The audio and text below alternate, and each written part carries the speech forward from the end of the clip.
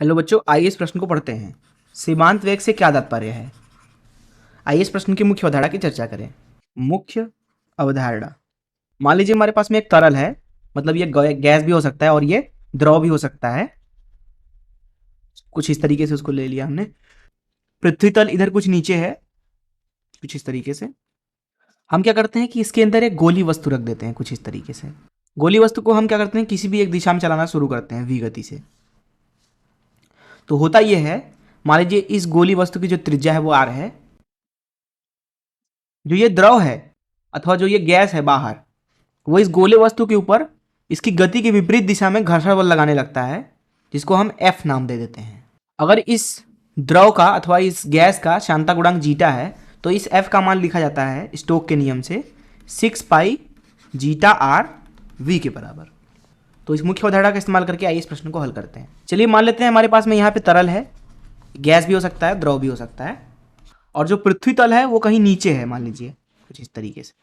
हम क्या करते हैं कि एक गेंद लेते हैं जिसका मान लीजिए द्रव्यमान m है, उसको कुछ ऊंचाई पे ले जाके छोड़ देते हैं। तो क्या होगा, गुरुत्वीय त्वरण उसको नीचे की तरफ त्वरित करना शुरू कर देगा। मान लीजिए गुरुत्वाकर्षण बल mg है, तो क्या होगा, उसकी गति लगातार बढ़ती जाएगी।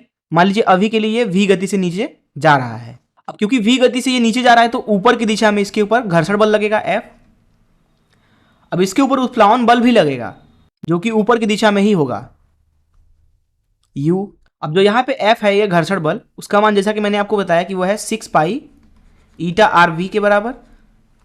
जो ईटा है वो यहाँ पे जो बाहर का माध्यम है, जो भी यहाँ पे तरल हमने लिया हुआ है, द्रव भी हो सकता है, गैस भी हो सकता है, उसका श्यानता गुणांक है। आर जो है वो है इस गोले का त्रिज्या, वी जो है वो जिस गति से इस द्रव के अंदर अथवा इस गैस के अंदर चल रहा है वो गति है। ध्यान से देखें तो जो एफ है ये दरअसल अनुक्रमानुपाती है गति के। तो इस चीज को उठा के इधर लिख लेते हैं, बल्कि कि जो एफ है वो दरअसल है 6 पाई ईटा आर वी के बराबर, अर्थात एफ जो है अनुक्रमानुपाती है वी के। तो जितना ज्यादा गति होता जाएगा गति वस्तु का, उतनी ही ज्यादा ये घर्षण बल ऊपर की दिशा में होता जाएगा। अब इसकी गति क्यों बढ़ रही है, क्योंकि नीचे की दिशा में गुरुत्वाकर्षण त्वरण है। अब ये गति जितनी बढ़ेगी ऊपर वाला बल उतना ही बढ़ता जाएगा, जिसका मतलब ये है कि जो ये गेंद है इसका जो कुल त्वरण है नीचे की दिशा में, वो लगातार घटती जाएगी। क्यों घट रही है, क्योंकि इसके ऊपर की दिशा में भी बल आता जा रहा है, आता जा रहा है, बढ़ता जा रहा है, बढ़ता जा रहा है। उसकी वजह से एक समय ऐसा आएगा कि जो ये नीचे वाला बल है जो कि mg है, वो जो कि शुरू में ज्यादा था, वो एक समय के बाद ऊपर वाले कुल बल के साथ संतुलित अवस्था में आ जाएगा।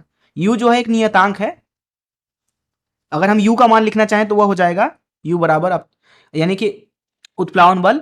मान लीजिए कि जो यहाँ पे द्रव है उसका घनत्व रो है, हमने जीटा मान रखा है उसका श्यानता गुणांक। तो यहाँ पे उत्प्लावन बल का मान लिखेंगे 4/3 पाई r की घात 3 गुणे रो गुणे जी के बराबर। तो ये हो गया हमारा उत्प्लावन बल। घर्षण बल का मान ये रहा। यहाँ पे अगर हम m का मान लिखना चाहें तो m का मान लिख सकते हैं m बराबर 4/3 पाई r की घात 3 गुणे जो यहाँ पे गेंद है उसका घनत्व, मान लीजिए उसका घनत्व सिग्मा है। तो यहाँ सारे मानों को डाल देते हैं यहाँ इस सूत्र में, जिसको समीकरण 1 बोल देते हैं। तो यहाँ से हम लिख सकते हैं कि जो 4/3 पाई r की घात 3 सिग्मा होगा गुणे जी, ये बराबर होगा उत्प्लावन बल जो कि है 4/3 पाई r की घात 3 रो जी के धन 6 पाई ईटा r। और यहाँ जो गति लिखेंगे वो एक नियत गति है, उसको दरअसल vc से दर्शाया जाता है। क्योंकि जब इस गेंद के ऊपर कुल बल शून्य हो जाएगा, जैसा कि एक समीकरण 1 से हम समझ सकते हैं, उस अवस्था में जो गेंद का कुल त्वरण होगा नीचे अथवा ऊपर की दिशा में वो शून्य हो जाएगा। तो यहां से इसको हटा देते हैं। अब जब त्वरण शून्य हो जाएगा तो उसकी जो गति है वो नियत हो जाएगी, अर्थात जो v है वो नियत हो जाएगा।